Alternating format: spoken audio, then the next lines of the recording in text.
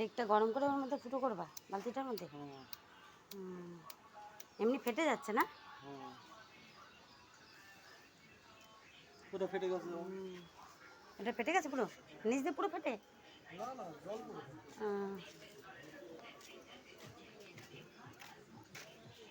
জল এক মগই দিস, এক মগ দে, এক মগ দিলেই ঠিক হবে জল। হ্যাঁ, সবাই মিলে আমরা কাজ করছি গাছ লাগানো। এই দেখো, আমি কোনো কাজ করছি না নাকি? আমি কোনো কাজ করছি না? আমি তো ক্যামেরা ধরে আছি, আমি কি কাজ করবো?